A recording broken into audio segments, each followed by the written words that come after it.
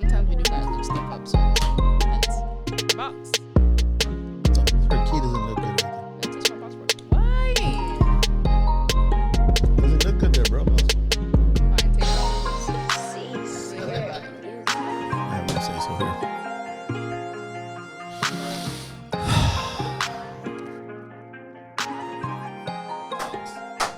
What did I?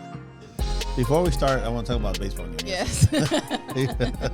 What's up, guys? I'm Joe Vargas, and to my left is old Magdiant Duarte. Tis I. So on Friday, Mm-hmm. Adam texts me, and he's like, bro, Pivetta should be pitching for... I think he still wants to be on the Red Sox because he's a former Red Sox pitcher. He's on the Padres now, and they're winning 5-0. Mm-hmm. And I saw his message. I'm like, son of a bitch. Then I don't want to watch the game. I don't like watching the Padres when they're losing. Oh, hello. Oh, that my phone went. So it was a 10-2 game, right? Dang. So they lost. So on Saturday, the Padres win, like really close game. I think we're one run, 4-5, I think. So Sunday, we're scheduled to go to the game together, me and Adam and my family. And we start winning 5-0. But I'm not talking shit yet because we're still in the early innings. Yeah. Red Sox would come back, right? And then it's 5-2, the Red Sox, and he's talking shit again. Yeah. And I'm looking at him like, dude, there's no, I mean, anything can happen in baseball, but it's rare. Yeah. So and the game ends up 6-2, and I don't rub it in his face that much, but that's what he gets for texting me. It's your opportunity right here. Yeah. For to talk shit to him? Hell yeah. I feel bad. Nah, fuck that. He talk shit. Fuck you, Adam. Your fucking Sox lost to the Padres, man. What's up? First of all, She talks shit. I didn't go to the game, so I could talk shit if I want to. But on that note, I'm going to act like I didn't say nothing to the podcast. See, hey, it is what it is. The facts are the facts. Well, it sounds like the Padres won 2 and the Sox lost 1. Mm-hmm. Yeah. No. Yeah. Yeah. That's 2-1. We're up, Adam. Also, you live in San Diego, and you're probably now officially a Padre fan because he's probably been here longer than anywhere else. Yeah. Right? All right, fine. We'll change the subject. But No. You're right. He should be cheering for the Padres. right? Oh, hater. Second, he only lived in Boston for like how long? 2 weeks. Shit. Oh shit. But yeah, how was the game? It was good. It was a good game. It was yeah. fun. Yeah. My nephew, my dog, we just had a blast. It was fun. That's cool, Yeah. man. That's super cool. But well, I guess we'll kick it off. I got a few subjects here. We'll start off by it's not good news, right, in the boxing world, but there was a couple of Japanese fighters that passed that fought on the very same card in Japan, of course, and there's a lot of, I guess, commotion going on in the boxing world and how this it affects the sport. You know, they both passed from the same thing. It's called a subdural hematoma, so pretty much it's a type of brain bleed, and it's tough, right? Because I guess for one of the bouts, the ref told the doctors to examine him. But, I mean, these aren't things that are readily visible, like a cut, right? A cut's a little bit more readily visible. But also sometimes the signs, you don't start to see them until probably, I don't know, a few minutes, few hours after the fight has already concluded. So I don't know if you've ever experienced anything close to that where everything seems okay, but, you know, after the fight, it's just something's a little funny. Fighters don't feel right. I had one fighter who the fight was over and we lost. And he was asking me after the fight was over, how did the fight go? Damn. And I'm like, they just announced the other guy had won. And he says, I already fought. Oh, man. So I walked him directly to the doctor. Right. The doctor took him to the hospital. The ambulance took him to the hospital to get evaluated, and he had a bad concussion. Thank God. I don't know. This is like a difficult subject for me because I'm a coach, and this one's really personal to me because I haven't had nobody get hurt that way, and I hope it never happens. Not even to our opponents. Yeah. Because it affects both guys. Right. But it's touchy. Like this is what happened like once every 6 months. It happens a lot. People die in boxing all the time. but they're so spaced apart. Right. 2 on the same night. Well, not they suffered the one. I think one died a couple of days before. I think so. Yeah. But to be happening so much, I don't know. I wish I just know from what I've heard, experience why it happens. Usually it happens in the weight cut or in intense sparring before the fight.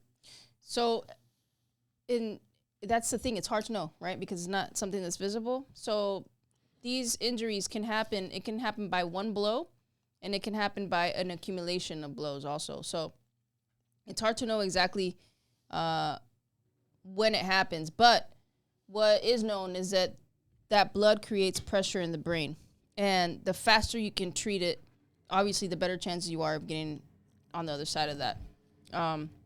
One of the brothers of the fighter of the brother of one of the fighters said that he thinks that his brother may have passed due to poor medical protocol. So usually, I mean, obviously we've been to fights. There's an ambulance ready there, pretty much ready to go if just in case anything happens. At this venue, the medical staff didn't have control over that. They're not the ones who called the ambulance. They have to tell the staff of the venue, and the staff of the venue then has to call the ambulance. So there was a little bit more delay than there may be usually, you know. So he thinks that because they didn't get to the hospital as soon as possible, that's probably why. But, you know, that trips me out because should there be a widespread, like worldwide medical protocol, it seems like in different places there's like different ways different rules that people do things, you know, and it's for those who don't know, it's like every state you go to, every commission has their own rules as well, you know. So it's kind of, I don't know. What do you think about that? Should there be like, especially when it comes to medical stuff, should it be no matter where you are, this is how it's going to be? Yeah. And that's for the sanctioning bodies and the commissions to get together and, you know, be responsible for every fighter's life that jumps in that ring. It's a risk the fighters take all the time. Yeah. And my question about those two guys, really quick, not that it makes a difference. It's God rest, may they rest in peace. And it sucks to hear that. But did they get knocked out or they just the fight? 'Cause usually the guys that happens is they're the guys that won't go down. Yeah, they went the distance. See, usually it's the guy. I remember Dr. Farrell, who was a neurologist here in San Diego, would always tell me that most of the guys that suffered a brain injury would be the guys that wouldn't go down. Yeah. And when you get knocked out, it's your body protecting itself. You know? Right. You get knocked out, you get back up, and usually every time I've seen a guy have a brain injury, like Joe McCullum, he in the round, I think he was saying he couldn't see no more, and his head was hurting. And yeah. As a coach, sometimes like you have to know your fighter. Sometimes when fighters, speaking on a coach, and you've been coaching with me, yeah. When a fighter comes to the corner, he never looks the same as he does in the gym. Yeah. Never looks the same as when he's sparring. Now he's taking risks. He's fighting with no headgear, small gloves. Sometimes they come to the corner, they're doing little faces like, "You all right?" "Yeah, I'm good." They got hit. It's different when in the corner. So you got to sit back and analyze your fighter a split second. Every time I sit them down, I tell them, "Look at me in the eyes." Right. I'm not saying I'm better than all these other coaches. I'm just saying being involved in the amateur boxing, you have to go through concussion protocol. You got to go. It seems like amateur boxing is a little bit more safer than the pro boxing. It's your job as a coach to look at your fighters and understand your fighters and know your fighters and set your pride to the side and don't be afraid to take a loss on that fight. Sometimes you're thinking your fighter can just pull it off. If he didn't pull it off in the first, second, third, fourth, fifth, sixth, seventh, eighth, ninth round, it's very hard for him to pull it off in the last round. Right. Can it happen? Yeah, but now you're playing with his health. Right. That's true. The guy who fought Brian Orman Jr. too, this was not long ago, and also from Japan, right? Also from Japan, in Japan, said that he didn't have any recollection of the 6 weeks prior leading up to that fight. And he didn't go the distance, but it seemed like that was a fight that may have been stopped, you know, a little earlier than it did. You know go ahead. I'm sorry. No, go ahead. Usually it's fighters that go abroad. Yeah, right. That get hurt. It's never guys at home. Those fights take place in Japan. All in Japan. Usually it's guys when they fly over to like Joe McCullum's happening when he went to Europe. There was a guy, I can't remember his name right now. I feel so bad. He fought against, I want to say, Ruelas, and that happened. Gabriel Ruelas. There's a lot of fighters that they travel abroad on a week notice or 2 weeks notice, or they got a heavy weight cut. That's usually when it happens. Yeah. But because they don't have to like lose training. To see this happen to guys in their own hometown, regardless wherever it happens, it's crazy. Yeah, absolutely. It is crazy, but it does seem kind of like a messed up trend over there in Japan. There was a guy also on the Inoue undercard in Japan who also passed away. I don't know how long ago that was, but it I don't know. I pulled up the comments as I usually do, and some people were saying, these guys in Japan, they're warriors.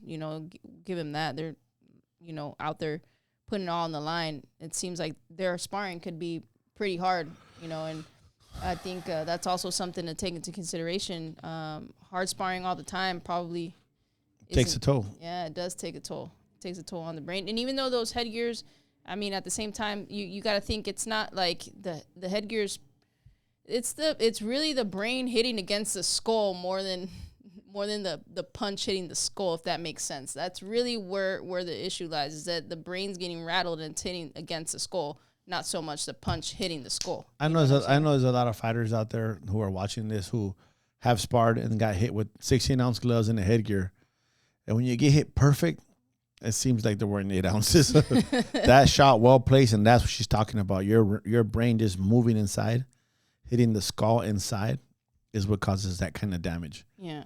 And, it's so sad, man. It's sad that it's happening. Like you said, they got to get on the same page and regulate those kind of situations a little better, where they have a doctor on staff or ambulance, because right. a doctor can only do so much to you, take him to the hospital, Right away. The sooner the better. I mean, those kind of situations are like. I personally think that it would be nice if the boxing commission had like a little triage like the PBR does. The PBR has a triage there. Right. Just on standby, MRI, everything to check these people. Yeah. They got doctors there. They got and if boxing could do that, I know it's gonna be like, well, it costs too much money. I just at a maybe I don't know. Figure it out, guys. Like, you guys are making a lot of money. There's no reason why we shouldn't have a little triage. Kind of like. Yeah. What has to be established right then and there, Yeah, like, some anything is better than having to wait for the ambulance to get there to take these guys. It's crazy, man. But some people are suggesting 10 rounds instead of 12. I'm sure this is why we went boxing went from 15 to 12 rounds. Some guys are probably that's exactly what happened. And now they're talking about knocking it down to 10, but injuries will still take place because athletes are going to get better. They're going to get faster, stronger. It'll happen. I was listening to this doctor. Maybe I think that we should have more standing 8 counts. Yeah. No knockdowns would help a lot. Like a standing 8 count. Like in the amateurs? Yeah, like in the a good. I know people are gonna be like, "Boo, that's bullshit." A shot that you see, that when they're spaghetti leg, stop and count. Yeah. I think that would be perfect. Yeah. Instead of getting a nice clean shot, you see him like lose his footing, you stop and you give him an 8 count. Right. Make them walk, but then sometimes they let it go a little too long. I agree, and that is a good suggestion, because watching highlights of fights, you reminded me straight into some highlights I was watching this morning. The dude hit him once, and he started spaghetti, like he couldn't find his footing on the canvas. It's like, you already know something. He's gonna take more damage, and it's only a matter of time, pretty much. It seems like, I don't know. I wish I can pull up stats about fighting back in the 50s and back. Yeah. Because it seemed like back then the referees, if you see any highlight reels from them, the guys would get knocked down 7 times per round. For real. And those men, I don't remember seeing, like I said, I don't remember hearing that there was that many deaths back then. But I know, I need to look at the statistics about that. That's maybe true. You guys know, let us know, please, in the comments. I just never really looked it up. Like, I just heard that fighters back then would and they wore cotton gloves back then. They weren't wearing gloves like they are now. And I was actually going to think, like, were they sparring like they do now? Or were they just like, you're just going to fight? Were they even training like that back then? I don't know. I wish all my old timers are gone, man. Like, I wish I can ask. Yeah. But some of you guys, old coaches, might have heard stories about, your previous, like, your ancestors or family that boxed in the 20s and 30s and 40s. Yeah. My great uncles fought in the 50s, and I just heard that when they came to New York, That's where they would spar a lot. Yeah. You know, but over here in Mexico, they would hit the bags a lot, run a lot, and spar once or twice. You know, and in the U.S., that's just it all depends on the region you're from. Right. Some guys, I remember in San Diego back in the 90s, that's all they did was spar. Yeah. There's some camps that still spar like 5 times a week, man. Yeah, and they spar hard. If they spar light and worked on certain things, it's different. But everything was a fight all the time. Yeah, there's got to be some variety in there for sure. I remember there used to be a lot of fighters back in the days that used to have that slur speech and that boxers punch drunk. that like their tongue stays stuck to the top of their mouth when they're talking, you know, and that's like Maldrick Taylor, man. He just fought too much. That's another one. If doctors know that their speech is like fading and they're talking bad, how come they let them keep fighting? Yeah, that's true. This even MMA guys are seeing that now. I've seen that. I was literally about to say that. I've seen that actually in MMA as well. When the guy's like, "How many fingers do I have up?" He's like, 2. He's just taking a wild guess. Yeah. Like, why would you even let that go on? If he's not going to respond right away, man, you should probably stop that. I think boxing and MMA, in this opinion, MMA's boxing in the aspect that they're letting people get ranked in the top 10 for title shots. Everything has to be earned. And you can't turn the other way because that guy's a favorite. You got to start taking accountability for making mistakes like that. Yeah. Yeah. If you don't belong in the top 10, don't rank those guys in the top 10. I agree. Especially, never mind. Let's not go there. Let's not go there.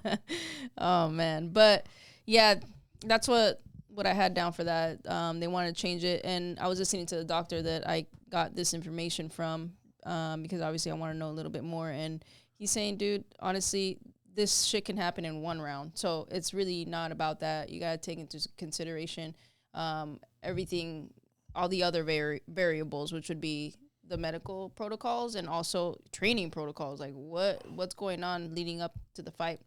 Bad weight cuts, too, I think can also affect that, like you mentioned earlier. Yeah. So there's a lot of things to take into consideration. I think knocking it down more rounds, it's really not standing 8 count. Yeah, standing. That's a good suggestion, honestly. It really is. And 3 standing 8 counts per round, fight's over. So when did they change that 3 knockdown rule? It's like, I have no there's idea. No 3 knockdown rule. I wish I knew.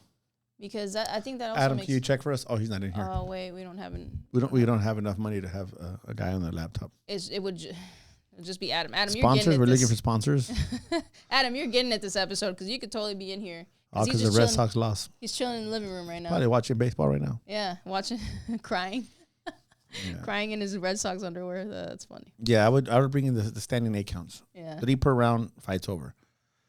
Protect the fighters. Yeah, you know, it could happen in 1 shot, but But I think it's the guys that don't go down. That's what happens to the most. I agree. Pritchard Colon. He got hit in the back of the head. Yeah, man. Like rabbit punches. Referees need to watch that. Yeah.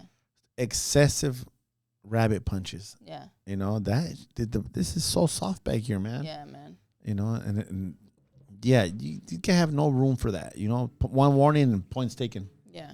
I agree. That was crazy, man. And he, you know, I know, Pritchard Colon, man, I used to communicate a lot with him. And it sucks that, you know, what's happened to him. He was a good kid. And to see this. It's another. The fucking AI, too. They made a video of him looking healthy. And I'm like, you motherfuckers. I can't stand AI, dude. I can't. It's starting to get a little more challenging to decipher. Yeah. But, you know, that's another one where he didn't start complaining or not, you know, saying he had symptoms until after the fight, you know. So it's with these situations, it's hard to tell, man. But. Yeah. Moving along, I guess we have this weekend a heavyweight bout and Moses Itauma. Remember the 20-year-old kid that Ashley was talking about? Yeah. He's going to be fighting Dillian White, which is a huge step up for him. Dillian White is 37. Moses is 20. Moses is undefeated even in the amateurs, apparently, 24-0, even though he didn't go to the Olympics or anything like that. But he's 12-0 right now, currently with 10 KOs. 20 years old, southpaw, undefeated, going up against a vet with 30-plus fights in Riyadh this weekend. And I just can't help but think, you know, is it too much too soon for these? There's certain guys that just have it, right? And then there's certain guys, like, for example, Teofimo against Lomachenko. It was just what he did was pretty impressive for his age and for that magnitude of a fight. But then again, you think of Canelo versus Mayweather. It was too much. It was too much too soon. I saw some highlights of Moses, and I personally like his style, and his demeanor in the ring more than I do Richard Torres Jr., who's another heavyweight prospect. Yeah.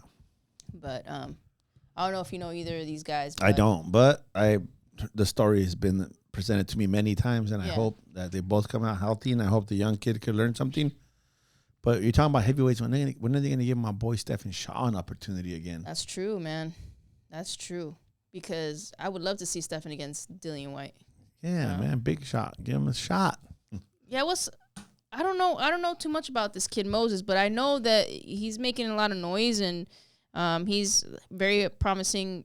He's British, so I don't know if they're looking to replace Tyson already.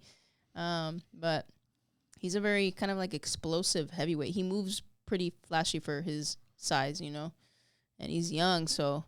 I don't know, but I'm gonna know who he is this weekend. Yeah, I'll watch him. Absolutely. I think it's a good fight to look out for, because you never know, that could be the future of the heavyweight division. Either that, it's one of those kind of like. That's one of the things about Riyadh, though. I like it because there's fighters I never heard of before. Like Shiraz, I didn't know him. Yeah. And those guys are giving a lot of people an opportunity. Yeah, that's true. There's a few other fighters on that card. I think Ray Ford and I can't remember somebody else, and I can't remember his name right now. But yeah, younger fighters facing veterans, man. It's a flip of a coin sometimes. You never know. Sometimes it's too much pressure for that young kid to handle. So we'll see how it goes. There's a big difference between young fighters and experienced fighters. Yeah. A 21-year-old kid with not that many fights is way different than a kid at 21 years old with a shitload of amateurs. That's Even true. though the pros is different, the experience level, it's like you're a seasoned vet when you're coming out with a lot of experience in the amateurs. Yeah. I think about Damian in this situation, you know what I mean? He's young. He's young. Yeah, he's young, 19, and a few amateur fights, but he's sparring with animals. Right. We'll see what happens when he turns pro. Yeah, exactly. So, yeah. I don't know what his background, but I know the kid's British. That's all I know about him. Well, that's it for that one. And then the Canelo card. They announced the Canelo Crawford undercard. It's not too promising in my opinion. Of course not. All the money's gone. They pay you jawbreakers and shit, bubblegum. You did. You did mention that. What's going to happen to the undercard if they're paying all the money to the two top guys? They're making they're making $100 million each. That's $200 million payroll right there. Yeah. There's not enough. Tell me who's fighting though. Well,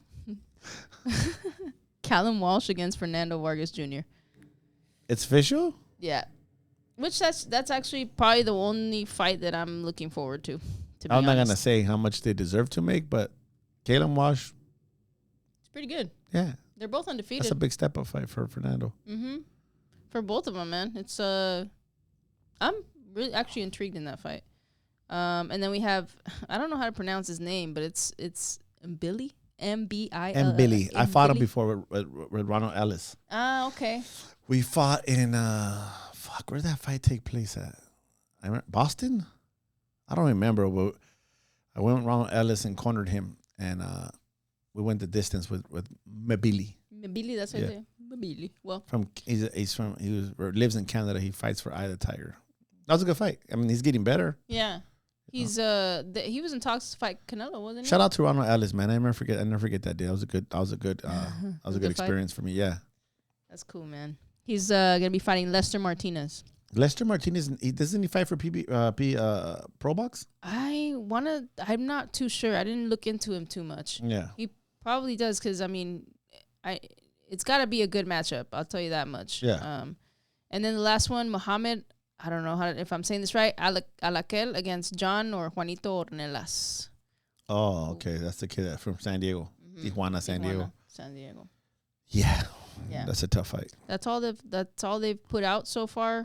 But, you did make that point a while ago, months ago, when you were saying if they're paying these guys so much money, what are they going to do with the rest of that card? And for those who don't know, we're saying like, oh, this sucks. This is a shitty undercard. But it's like, you got to take into consideration. I'm sure mobility will be right under the main event. Probably. This is how it was presented. On BoxRec?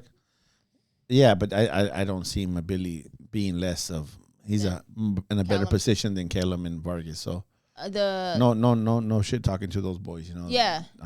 I'm assuming also Callum's getting that shot because Dana White, I know, was pushing him he was fighting with UFC Fight Pass, and I know Dana White was behind him. So I'm assuming Dana White is he's still working that card, right? I'm sure he is. Yeah. They already announced it, so. Mm-hmm.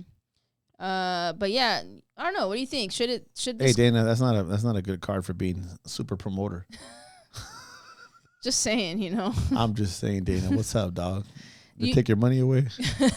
You think that card should have a little bit more? You gotta have another star or 2 stars on that card, yeah. But who do you put on there? Yeah, I don't know, man. Because these guys are probably gonna be. But you know, it's the exposure. You gotta think about everybody who's everybody. This is at the Allegiant, the Raider Stadium. It is a stadium that holds at least like 70,000 fans.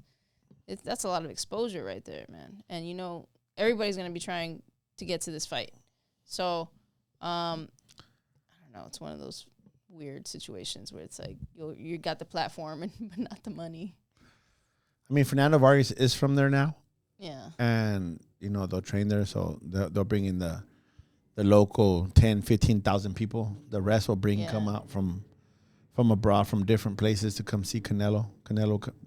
They travel deep. Yeah. Other than that, I don't see nobody else packing the stadium. I don't think so either. I think it's pretty much comes down. Oh, I'm sorry, Crawford's people are going to come too. Yeah, Crawford's fan base. Yeah, that it's goes a huge without fan. mentioning. Yeah. Canelo and Crawford are going to pack it. You know, so. Yeah. Yeah, that fight alone has its own entity at this point. So, yeah, but that's it. I didn't have. I know it's not jam packed. Notes, but I tried. That's good. I don't know if you got anything else. No, that's it, guys. Hey, guys, please make sure to like, comment, subscribe. Let us know anything you guys would like to talk about on the comments. Yeah. And standing 8 counts. Standing 8 counts. That make a difference. I guess we can call that Adam. That can be the name of the episode. Standing 8 count. Are important. Yeah. Thank you, guys. Peace. Peace. Yeah, I think the words, but sometimes they don't come out of my mouth no good.